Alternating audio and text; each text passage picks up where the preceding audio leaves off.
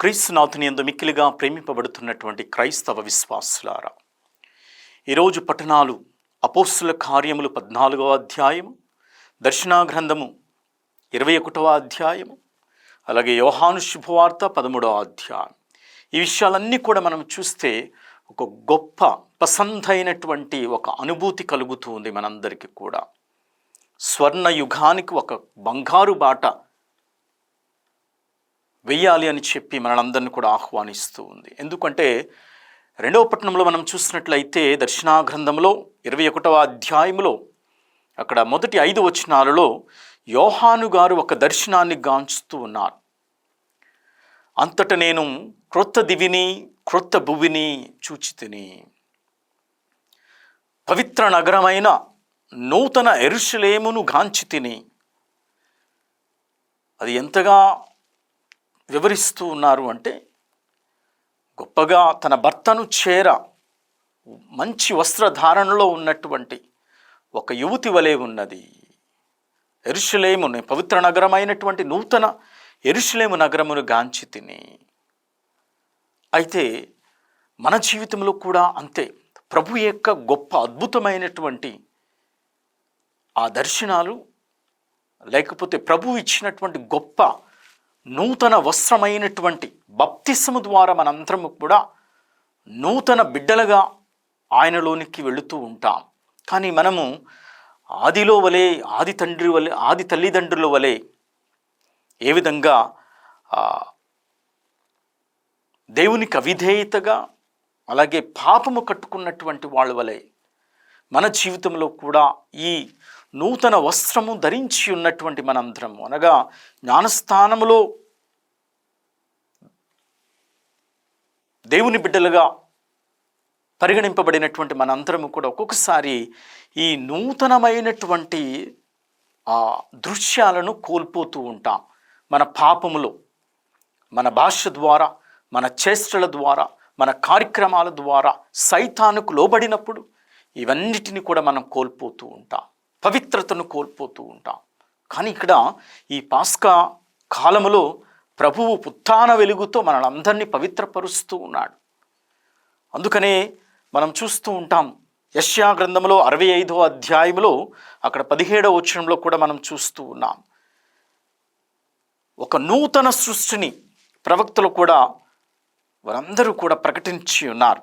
ఆ క్రొత్త ప్రపంచాన్ని, ఇదిగో ఒక క్రొత్త ఆకాశమును, క్రొత్త విధానాలను నేను సృష్టిస్తాను. మరి మనం ఈ నూతన వెలుగు అనేటటువంటిది మన జీవితంలోనికి రావాలి అంటే ఎవరితో సాధ్యమవుతుంది అంటే మెస్సయ్య ద్వారానే. కనుక ఈ నూతన రాబోయేటటువంటి మెస్సయ్య గురించి పాత నిబంధనలు అనేకమైనటువంటి ప్రవక్తలు ప్రకటించి ఉన్నారు. అలాగే యెషయా గ్రంథంలో కూడా మనం చూస్తూ ఉన్నాం. అక్కడ యెషయా గ్రంథంలో 65వ అధ్యాయంలో చెప్పబడినటువంటి విధముగా ఆ మునుపటి లోకముల వలె కాకుండా ఒక నూతన యుగం ప్రారంభమవుతుంది. ఎవరితో ప్రారంభమవుతుంది అంటే మెస్సయ్య రాకతో, క్రీస్తు ప్రభుని యొక్క రాకతో స్వర్ణ యుగం ప్రారంభమవుతుంది అని అక్కడ వాక్యాలు కూడా మనం చూస్తూ ఉన్నాం.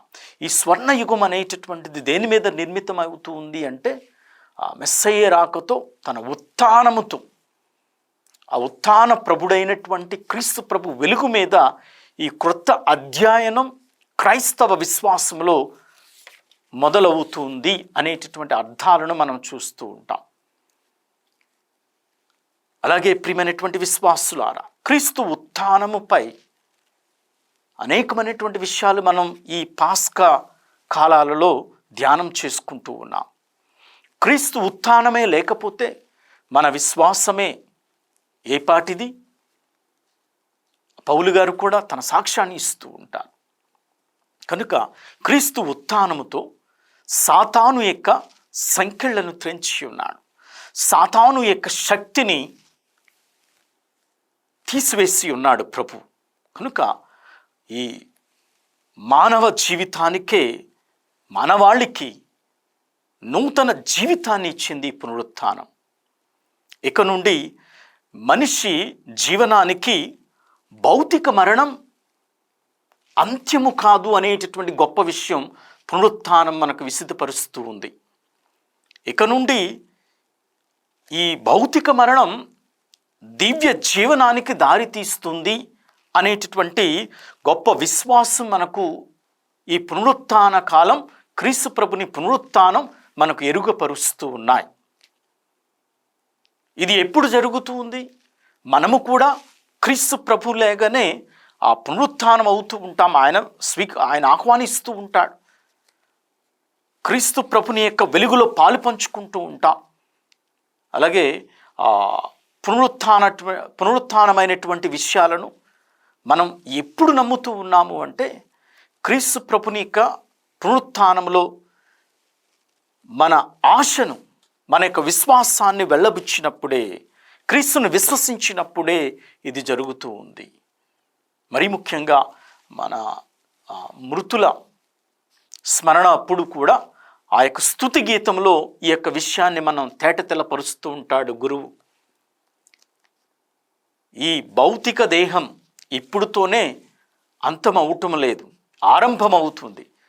నూతన జీవనానికి మొదటి మెట్టుగా ఉంటుంది భౌతిక మరణము తరువాత. అంటే అంత గొప్ప విషయాన్ని పునరుత్థానం అనేటటువంటిది మనందరికి కూడా సూచిస్తూ ఉంది.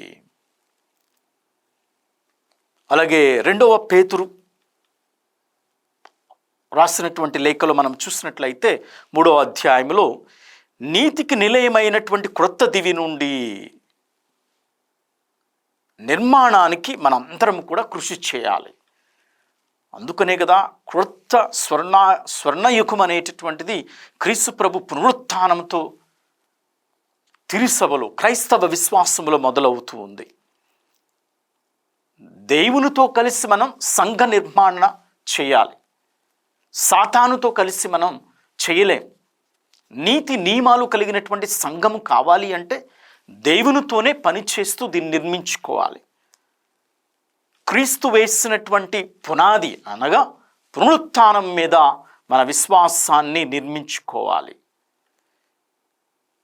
ఆది కాండంలో మనం చూసాము కదా, 11వ అధ్యాయంలో మొదటి 9 వచనాలలో గర్వాంధులైనటువంటి వాళ్ళు దేవునితో సంబంధము లేకుండా ఆ బాబేలు పట్టణం, ఆ బాబేలు గోపురాన్ని మనం చూస్తూ ఉంటాం. ఏ విధంగా వారు నిర్మిస్తూ ఉంటారు. మరలా దేవుడు వారి భాషలను తారుమారు చేసి వారిని చల్లాచెదురు చేస్తూ ఉంటాడు. అన్యాయముగా, అక్రమముగా, లేకపోతే మనం ఇతరులను బాధించినా, ఇతరులను పీడించినా, ఇతరులకు అన్యాయం చేసిన, అధర్మంగా మనం తీర్పులు తీరుస్తూ ఉన్నా దేవుడు ఏం చేస్తూ ఉంటాడు అంటే, న్యాయసమ్మతమైనటువంటి విధంగా లేకపోతే వారిని చెల్లాచెదురు చేస్తూ ఉంటాడు. దేవునితో సంబంధం ఏర్పరచుకుని దేవుని పునరుత్థాన వెలుగులో ప్రయాణం చేసి అందరికీ కూడా మనం ఈ క్రైస్తవ పునరుత్థాన వెలుగును పంచిపెట్టినప్పుడే చీకటి, సాతాను, దాని సంకెళ్ళు కూడా మనం త్రెంచగలుగుతూ ఉంటాం. ప్రియమైనటువంటి విశ్వాసులారా, అందుకని ఈరోజు సువార్తలో యోహాను శుభవార్త 13వ అధ్యాయము 31, 35 వచనములు మనం చూసినట్లయితే, నేను నిన్ను ప్రేమిస్తూ ఉన్నాను, మీరు ప్రేమించుకోవాలి. ఆ ప్రేమ అనేటటువంటిది చాలా ముఖ్యమైనటువంటిది. నవ సమాజాన్ని నిర్మించాలి అంటే ఈ ప్రేమ, శాంతి, ప్రభుని యొక్క పునరుత్థాన వెలుగుతోనే ఇవన్నీ కూడా సాధ్యపడుతూ ఉంటాయి. ప్రియమైనటువంటి విశ్వాసులారా, కనుక ప్రేమ సమస్తమును జయించును అని చెప్తూ ఉంటాం. ప్రేమ సమస్తమును జయించును. క్రీస్తు ప్రభు ప్రేమతోనే అందరినీ కూడా జయించాడు, అందరినీ కూడా ఆకట్టుకున్నాడు, అందరినీ కూడా ఆకర్షించుకున్నాడు, అందరినీ కూడా ప్రేమించగలిగాడు. ఇవే విషయాలు మనం ఈ పునరుత్థాన సమయంలో క్రీస్తు ప్రభుని యొక్క వెలుగు, క్రీస్తు ప్రభుని యొక్క ప్రేమ, క్రీస్తు ప్రభుని యొక్క శాంతి, సమాధానాలను అందరికీ పంచాలి. అపోస్తుల కార్యాలు ఎక్కువ చదువుకుంటూ ఉంటాం ఈ పాస్కా కాలంలో.